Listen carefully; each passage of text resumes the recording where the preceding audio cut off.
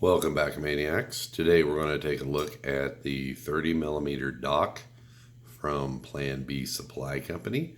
So let's just jump right on into it. So the packaging that this comes in is this little pleather type bag, little drawstrings on top, nothing fancy, nothing on the back. Comes with spare parts, O-ring, 510 adapter, squonk pin, Allen key, and one replacement terminal screw. Looking at the RDA itself, starting from the top to bottom, we'll take a look-see at this chuff cap, made out of Ultem, pretty low profile. You'll notice that it is pretty big around on the outside diameter, but the inside diameter is relatively narrow. To give you a little bit of comparison to that, this is the chuff from the Centurion version 2. So as you can see, a bit more restrictive at the mouthpiece, and that will factor in how it vapes. The next thing we'll look at is your AFC. So here it's got a little bit of knurling on the top to help get it off. O-rings set up for a dual or single coil configuration. See if we can get this here, because I'm not sure if I can get this on the camera or not. On the inside of here, that thing is domed really, really well. There we go. You can kind of see it a little bit. That's just put that on your checklist, you know what I mean, and we'll get back to that as well. You have your O-ring on the inside that catches your drip tip. Any 810 will fit on here. And very thick walled. This is a stout top cap, airflow control. Next, let me grab a device here to pull this off, because these O-rings are a little snug because they're dry right now.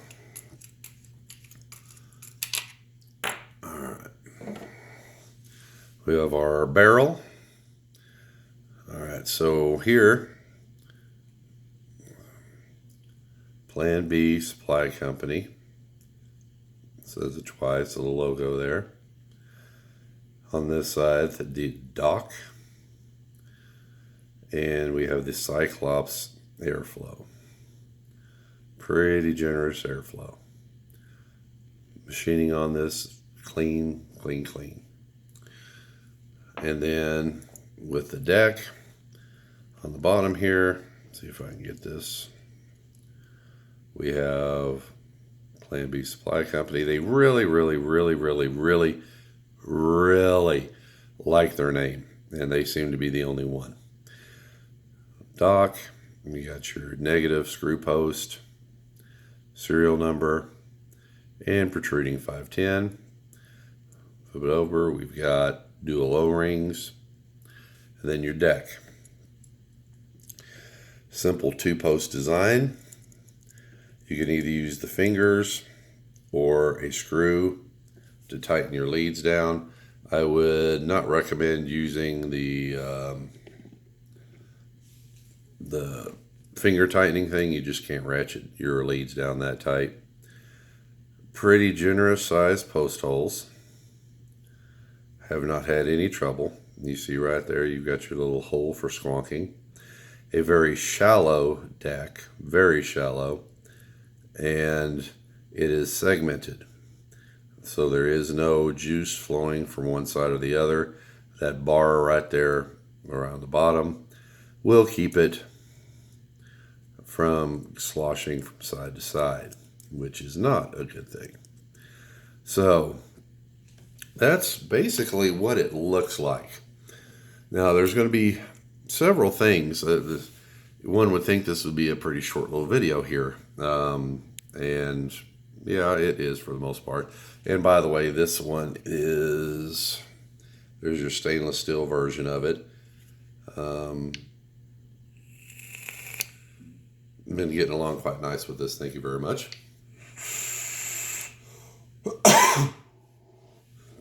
In case you wonder why I'm sounding like a radio announcer, I've got some sort of cold or something like that. Don't worry, it's not contagious over a video. So let's see here. So that's basically the parts now. Some things I want to kind of go over. This is one of the very few RDAs that I have ever watched other people's reviews for before I did my own review. Usually I like to do my own thing, and if I miss something, I miss something, so be it. With this one's been out on the market for, well, damn near a year now. But there's a few things about it and watching reviews and all this other stuff that I kind of wanted to say a few things about. And then I also wanted to say a few things about the actual company itself, some background information in my dealings with them so far. The first thing is a lot of reviewers, well, not a lot, but a few that I've seen, one of their main complaints is how close those two posts are. And the fact that there's a lot of space between the wall and the actual post.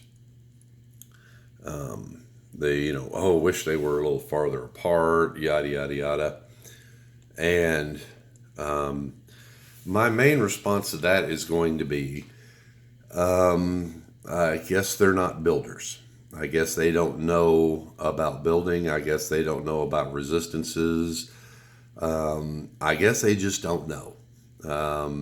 One of my main bitches against most RDAs is the fact that you'll have your posts all the way outside touching, the negative will be milled into the deck. So it's going to be right there on the edge.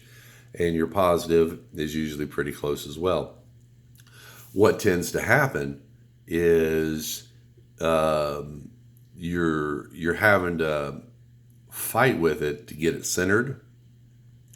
And your cotton drop, where your cotton, kind of comes down and, back into your well, your cotton touches your barrel. And it's a snug ass fit. I've had some RDAs where that cotton, hitting it with the barrel or with the airflow control fucks with my coils. This is the way an RDA should be designed, so that you can have your coils in the middle. Your cotton has plenty of room to go down into the deck. By all means, this isn't a perfect RDA, but this setup is what I would more prefer. There is a little bit of wiggle room where you could go a millimeter out if you wanted to. But to me, that's a huge positive that those decks, that those posts are that centered in. And if we take a look-see at the build I have in my stainless steel one, I'm going to have to zoom out here, I think. Let me zoom out. Raise up just a bit. So if you see, that's 7 wraps of Clapton, and it's perfectly centered. I don't have to worry. I'm not fighting with the airflow control. I'm not fighting with the barrel. This is absolutely fucking perfect. This is the way it should be. How people see it otherwise does confuse me just a little bit. My first thing when I first saw a reviewer doing this or saying something about that, I was like, okay, so they're not a builder. So I guess, just because you put coils in an RDA does not make you a builder. That just means that you can get coils from somebody and slap them in. That's also another huge thing that really pisses me off in today's vape scene, the vape reviewer scene, is using all these fucking stupid ass named coils that they don't make. All my coils, I mean, that's part of vaping. You can use the argument, well, I've got so many RDAs coming in, I can't possibly build for them all. Well, then you're missing the fucking point. The point is you're supposed to be doing something that you enjoy. For me, building coils is something that I enjoy and do it myself. And as an also side note, any one of these long ass names. If you've got to use more than 4 or 5 words to describe your coil, staggered, fused, Frapton, fluid, whatever. If you have to use that many names to describe something, you're fucked in the head because you're not getting any better flavor. You're not getting any better vapor cloud production. All you're doing is making Instagram coils. And Instagram coils don't work worth shit. I sorry to have to break it to you. I've tried all these damn coils, and the best coil that you could ever make is a fused Clapton, two core, double core, fused Clapton will get you the best flavor and the best vapor production.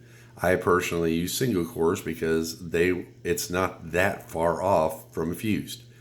So all these fancy ass coils that these fucking reviewers are putting in their RDAs. Well, I've got this frame stapled alien from fuck me up my ass coils. You know what? Fuck that shit.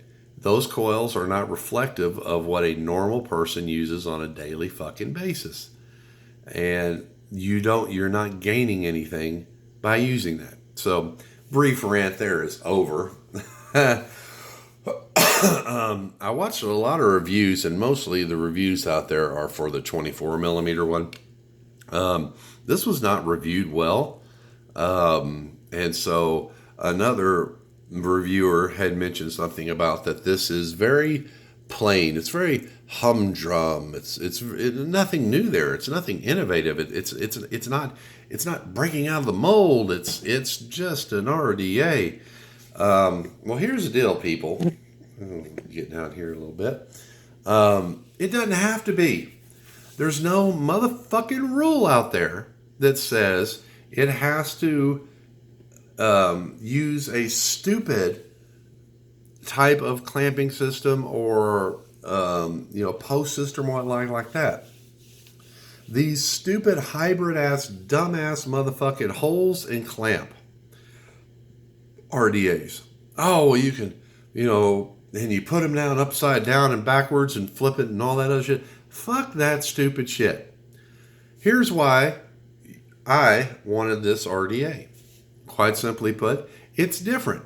It's different than what I normally use. I normally use the Centurion version 2, the Buddha version 4, the Buddha version 3. I don't much use my VaporGate 30. But, I use primarily 30 millimeter in diameter Addies. And I've used them all. And I saw this and went, oh, well, this looks different. It looks unique as compared to what I'm using. I don't have anything else that has these little posts like this tight in. So it is different. And while it may be similar to something that in the 24 or 25 millimeter variety, that's just completely different. That's comparing Fords and Chevys. Yeah, they're both fucking cars, but that's a different world. If you're using 24 or 25s, using a 30 is a completely different world. And for someone who uses 30s like me, I can't really go back to those smaller ones. I don't feel like the air is right for me. It's a little too hot. The other thing one of them was bitching about was the fact that there's so much space in there. They just weren't getting good flavor. I got a news flash for you, Bubba. It wasn't the motherfucking RDA's fault you weren't getting good flavor. It was either your fucking juice or your fucking build. All right. This is literally a very, very good flavor addy. Very good flavor addy. And the reason why it's a good flavor addy is we'll go through it in step. 1, low profile. That is pretty fucking low as in the grand scheme of things. There's not a great amount of chamber space in there. Your coils are boom, just right there, okay? Second, your airflow is a little lower, so your airflow is coming directly underneath your coils, going straight up into your mouth hole, okay? Domed. The doming effect increases flavor. We know this. This is a proven fucking fact. And then this is the most important part of it. It starts restricting the air when it gets to your mouth. And that really helps take away some of the excess air and you get better flavor. This thing was made for fucking flavor. And when somebody tells me they can't get flavor out of it, well, it's not the fucking Addy's fault. You need to go back and review how the fuck you do things. I get fantastic flavor off this sumbitch. Is it as good as the Surion version 2? Some of those who watch my videos regularly will no doubt ask that question. No, it is not. And that is because of the airflow. Cyclops airflow is probably one of the worst airflows to get really, really good flavor off of. But because this son of a bitch has so many other things going on for it, it makes up for it. And it is a damn good flavor Addy. And as luck would have it, it makes pretty good fucking clouds as well. So let's take a vape off this son of a bitch, why don't we?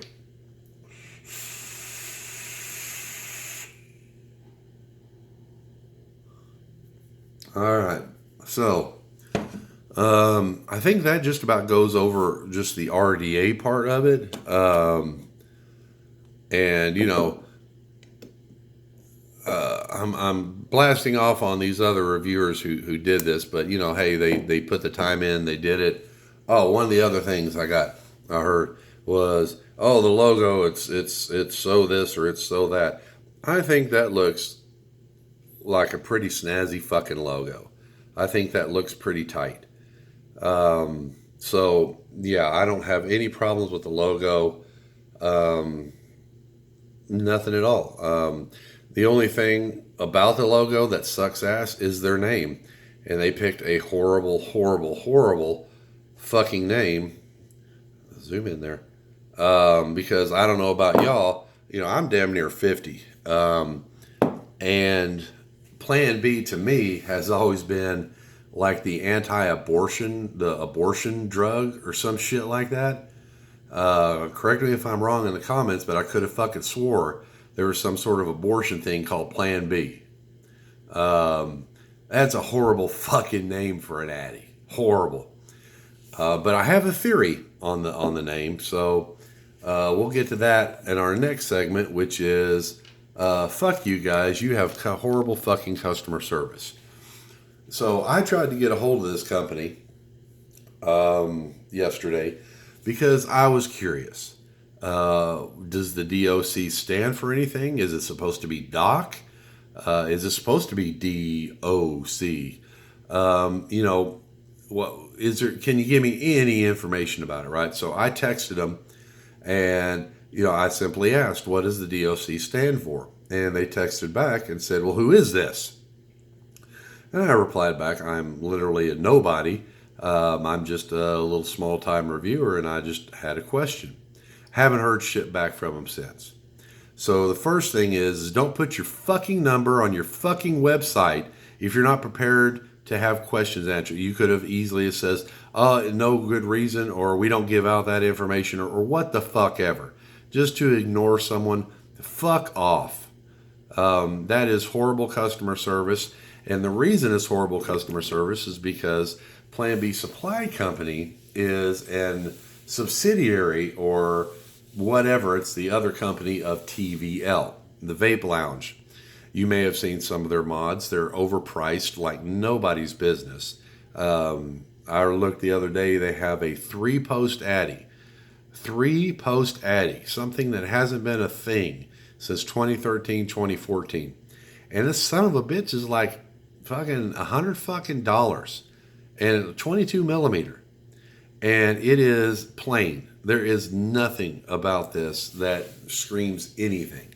It looks, I could put it next to any 3-post Addy that came out in 2014, and you wouldn't be able to tell the difference.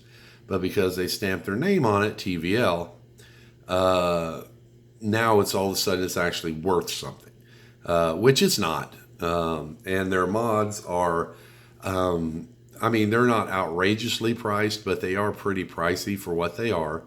I have an extensive mod collection, and I've looked at some of their mods before, and there's nothing about them that makes me think they're worth $300, $400, $500. They don't have unique switches. They aren't using materials that are high end.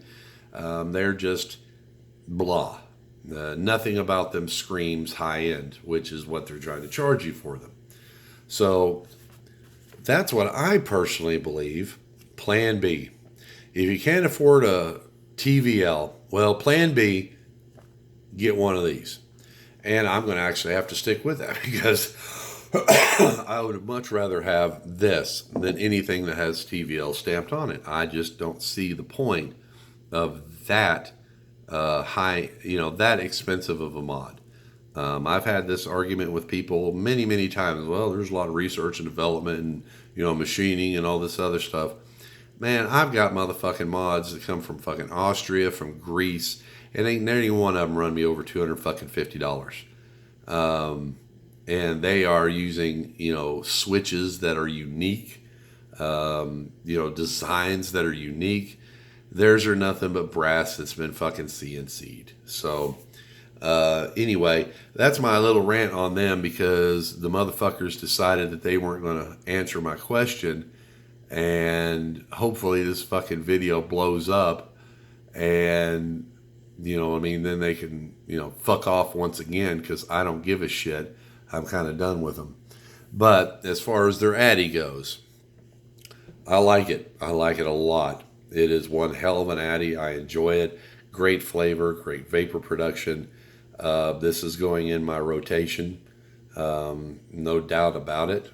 It is just a fantastic RDA, and I expect you will find that it is a fantastic RDA as well. These things are going online for around about $80, which isn't too terrible expensive for a 30 millimeter Addy.